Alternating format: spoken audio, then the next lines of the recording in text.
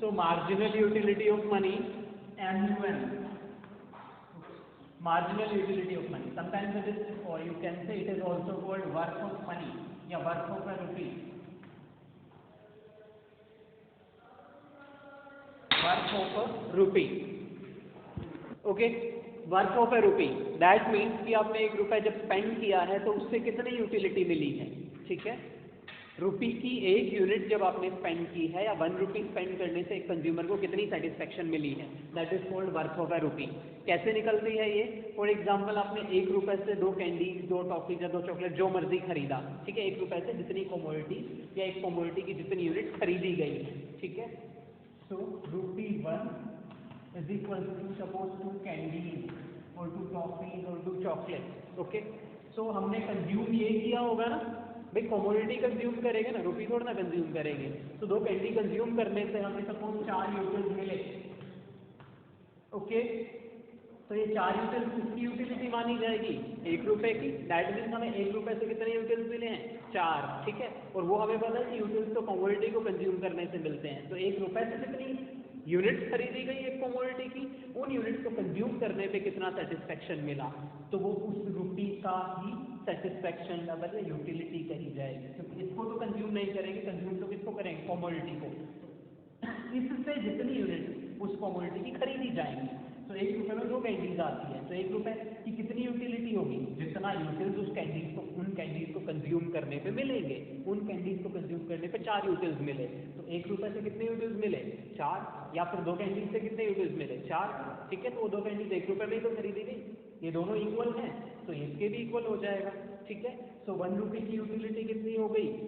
4 utils, okay. तो इसी को हम कहेंगे marginal utility of money, that means worth of a rupee, ठीक है। रुपी की 1 यूनिट की वैल्यू क्या है, ओके, कंज्यूमर की नज़रों में, मतलब उसको कितना सेटिस्फेक्शन मिला है 1 रुपये खर्च करने पे, clear. That is marginal utility of money, और ये कांस्टेंट रहती है, ठीक है। Marginal utility of money constant रहती है, क्लियर। दूसरी चीज होती है प्राइस, पीएक्स।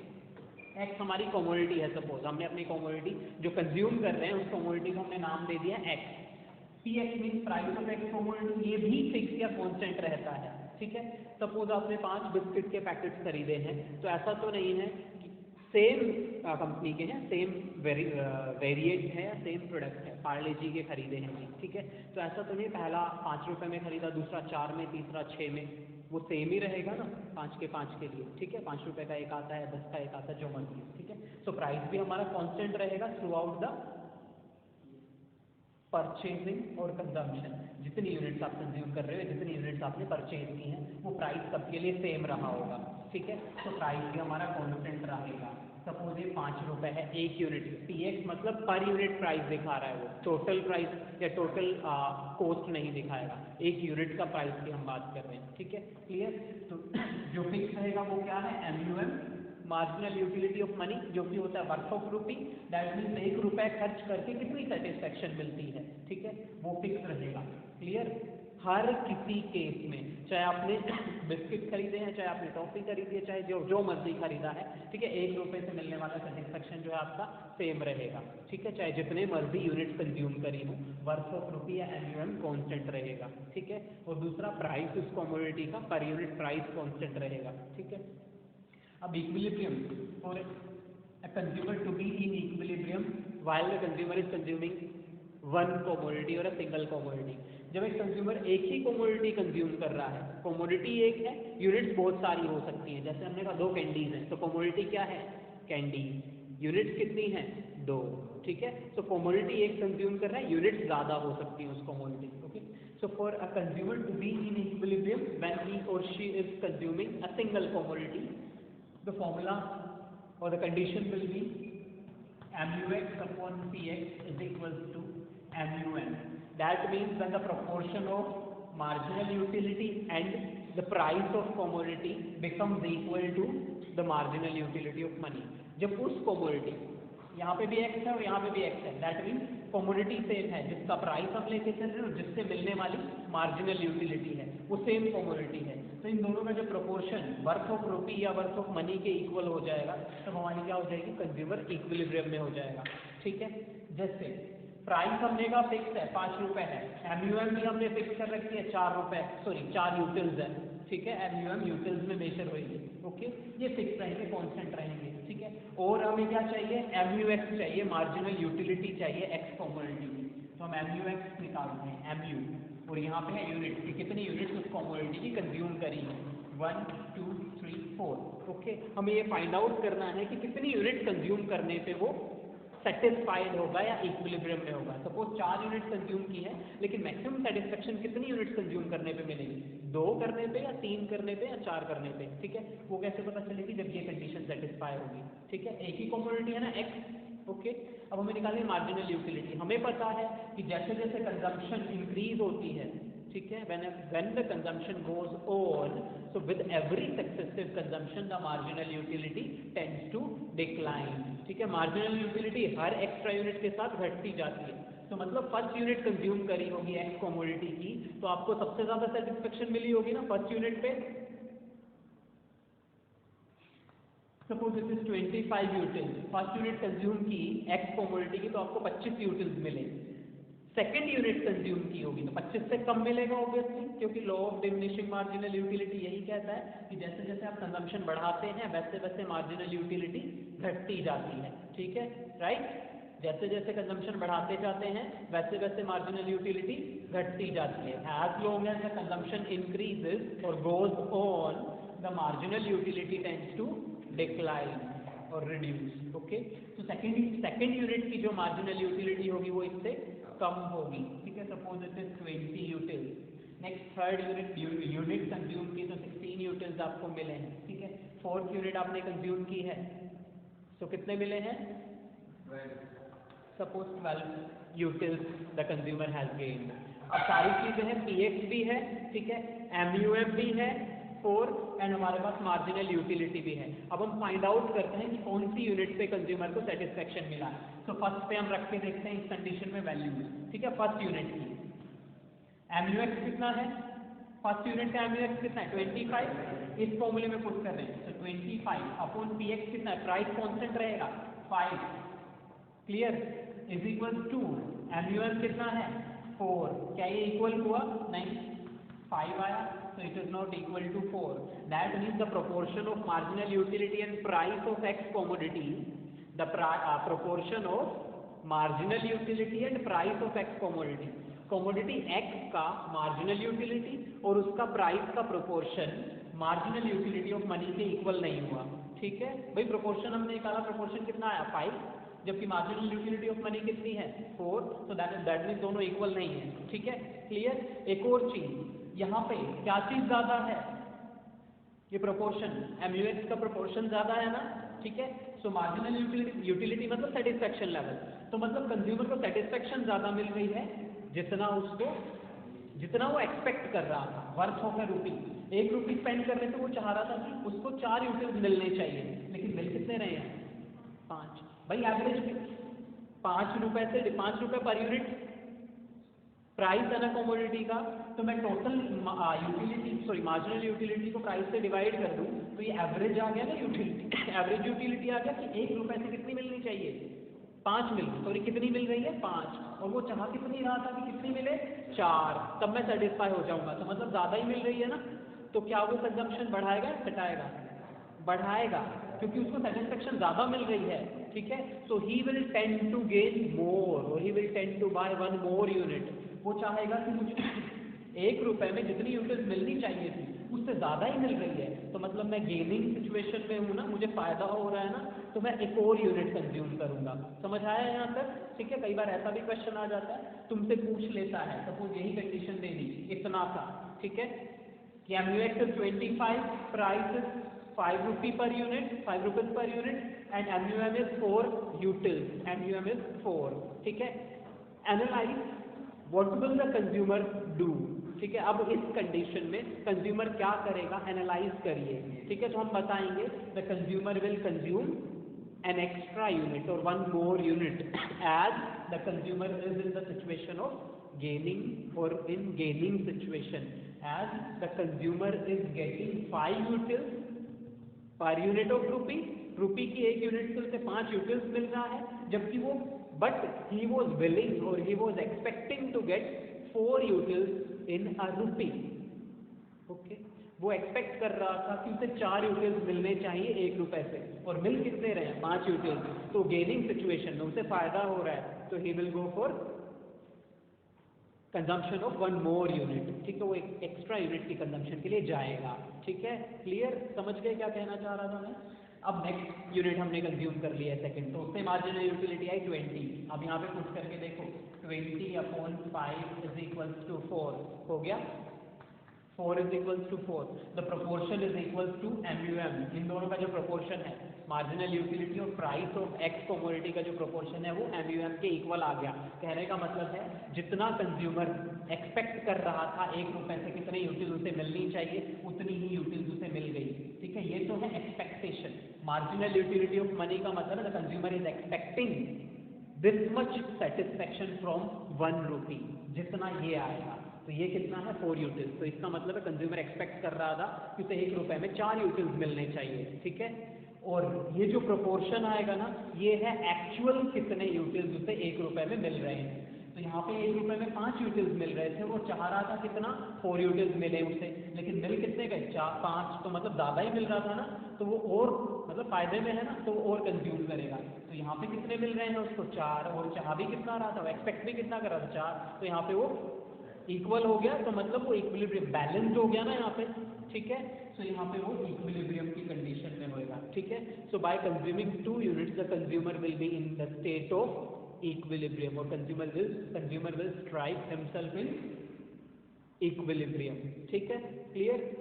अब थर्ड दे दे, ये भूल जाओ, सपोज क्वेश्चन में थर्ड सिचुएशन दे दिए 3 यूनिट्स कंज्यूम कर रहा है, ठीक है, तो उसकी मार्जिनल यूटिलिटी कितनी है 16, okay, so you are given the marginal utility of X commodity is 16 and the price per unit is ₹5 and MUM is equals to 4 utils, ठीक है, ये MU है X, क्वेश्चन में दिया गया स्टेटमेंट आएगी the MUX और the marginal utility of a commodity is 16 utils, the price per unit is 5 and MUM is 4, ठीक है। So analyze the situation, in this situation what should the consumer do?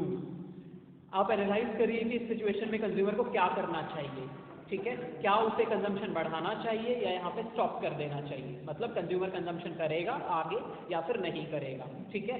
सो यहाँ पे हम इन values को इस condition में रख के देखेंगे, तो 16/5 इज इक्वल टू 4, ठीक है, तो ये कितना आएगा 3.2, that is not equal to 4, मतलब ये भी कह सकते हो 3.2 इज लेस देन 4, ऐसे भी लिख सकते हो 3.2 is less than 4, as the 3.2, that means MUX upon PX is less than MUM, so the consumer is not in the situation of equilibrium, so he will stop consumption, वो यहाँ पे consumption रोक देगा, क्योंकि एक और कंज्यूम करेगा extra, तो MUX तो घटती ही जाएगी ना, 16 से और ही कम होगी, ठीक है, तो अभी प्रोपोर्शन कम आ रहा है MUM से, तो और कम हो जाएगा, ठीक है, तो इक्विलिब्रियम तो सेटअप नहीं होगी, तो वो कंजम्पशन रोक देगा, ठीक है, यहाँ पे कंजम्पशन स्टॉप कर देगा, क्लियर। ऐसा तो नहीं कर सकता कि भाई जो खाया है वो निकाल ले और यहाँ पे पहुँच जाए सेकंड यूनिट पे, तीसरी यूनिट निकाल ले अंदर से, नहीं निकल सकती ना, आप तो खा चुका है, तो अब यही लिखेंगे कंजम्पशन वो स्टॉप कर देगा, ठीक है, क्लियर, समझ आया है सिंगल कमोडिटी केस में कैसे इक्विलिब्रियम होगा,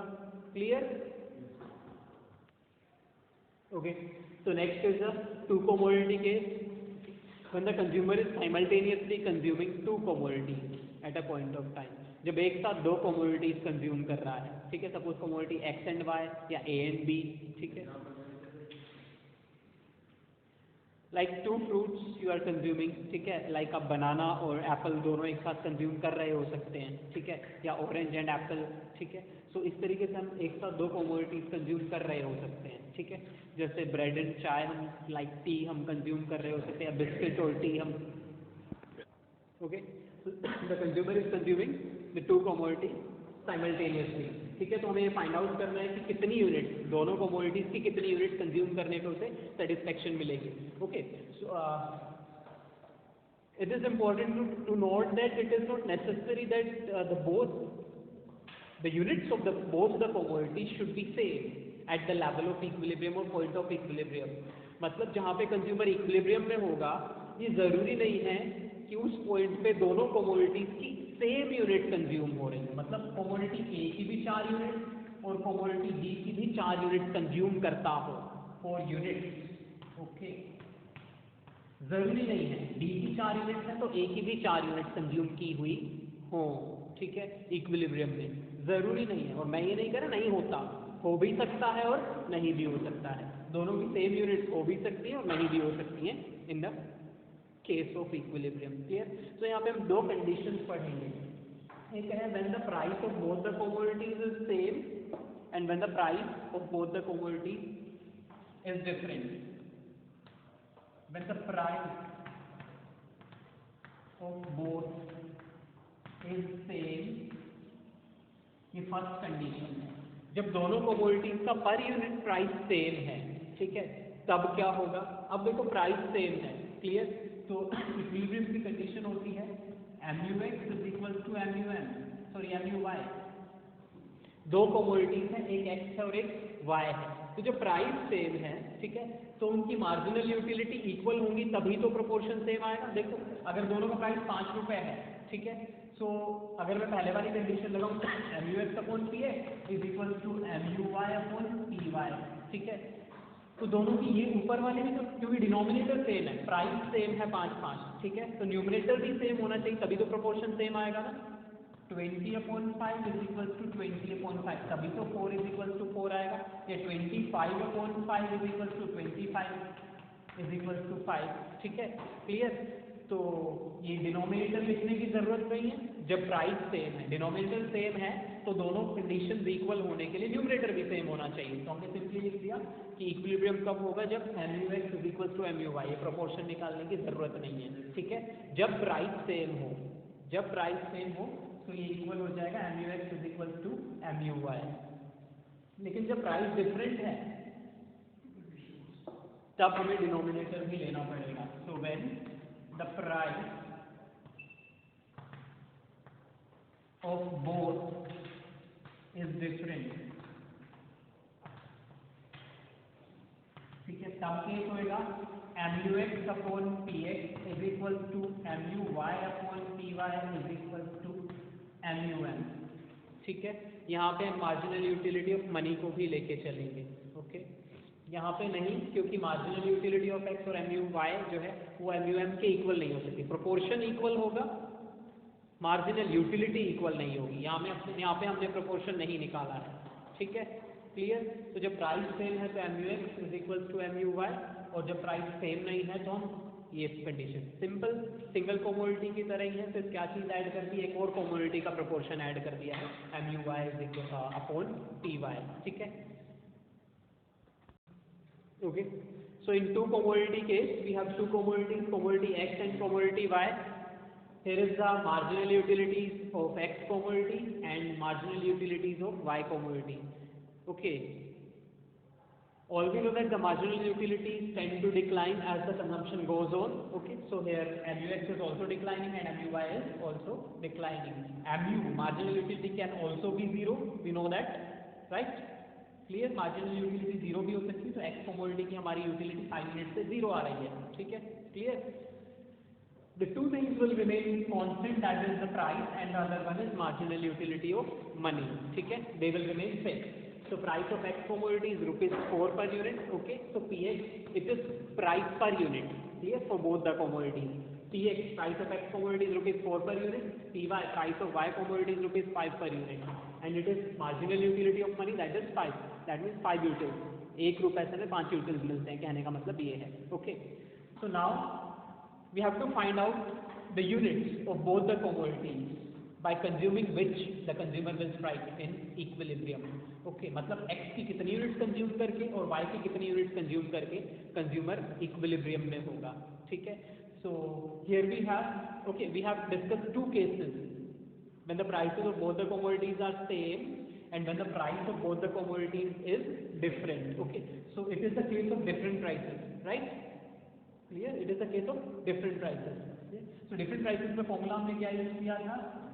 MUX upon PX is equal to MUY upon PY is equal to MUM, ठीक है। So हम यहाँ पे पुट करके देखेंगे। So फर्स्ट केस में MUX 40 है, ठीक है, 40 प्राइस है 4 so it will be 10 which is not equal to MUM है 5, तो फर्स्ट कमोडिटी x के लिए इक्वल ही नहीं कर रही है, इक्वेट नहीं कर रही है ना MUM के, तो फर्स्ट कमोडिटी के कंजम्पशन पे नहीं होगा। सेकंड पे देखो 30/4, ये भी ज़्यादा 7 पॉइंट समथिंग आएगा, ये भी ज़्यादा चला जाएगा। 20/4, ठीक है, ये 20/4 इज इक्वल टू 5, MUM 5 है और इन दोनों का प्रोपोर्शन भी 5 आ रहा है, ठीक है। तो सिंगल कमोडिटी अगर हमारे पास होगी तो हम कहते हैं 3 यूनिट कंज्यूम करने पे, x की 3 यूनिट कंज्यूम करने पे वो कहाँ पे है, इक्विलिब्रियम में है, ठीक है। लेकिन हमारे पास दूसरी कमोडिटी भी है, तो सेकंड कमोडिटी के लिए भी यही केस अप्लाई करेंगे, तो हमें पता चल गया कि x की तो 3 यूनिट कंज्यूम कर रहा है वो, ठीक है।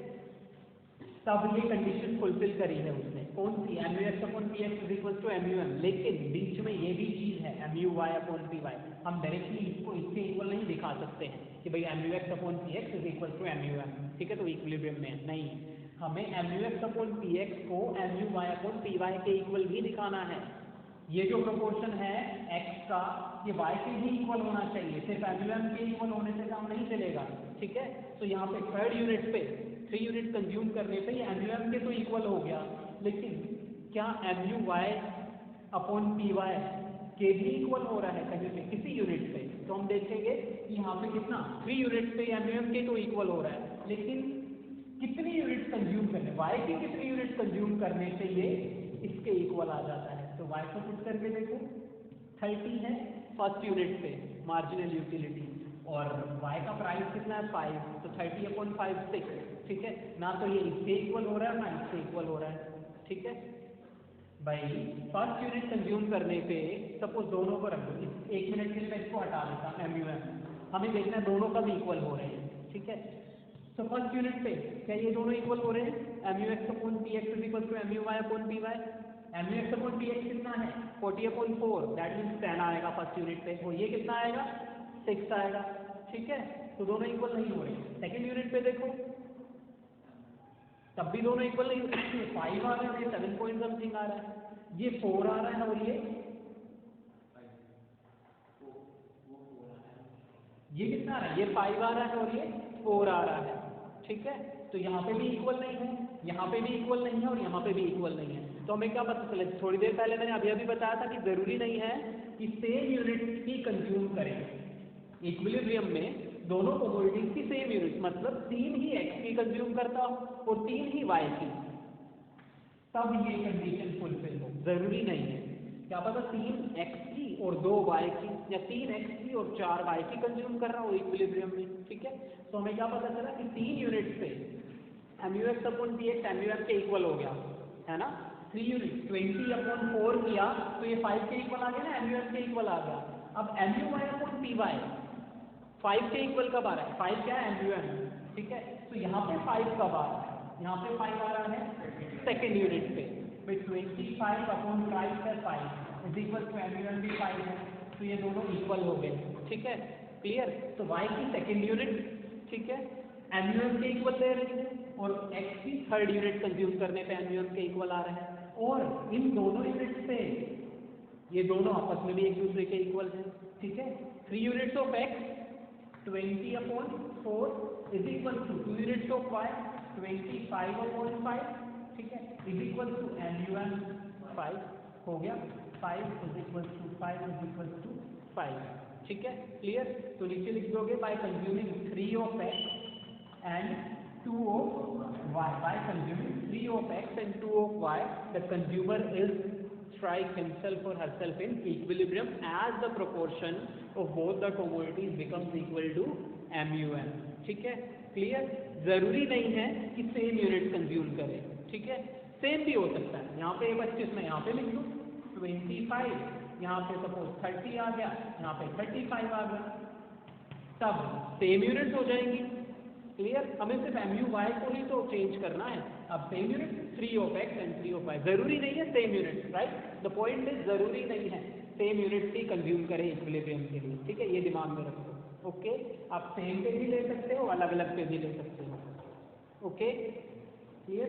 तो हमने यहाँ पे लिया था ये 25 है एंड ये 20 है, ठीक है। तो यहाँ पे देखो MUX और MUY तो इक्वल है, MUX is equal to MUY, right, clear, दोनों इक्वल है इस केस में, लेकिन फिर भी इक्विलिब्रियम नहीं है। क्यों?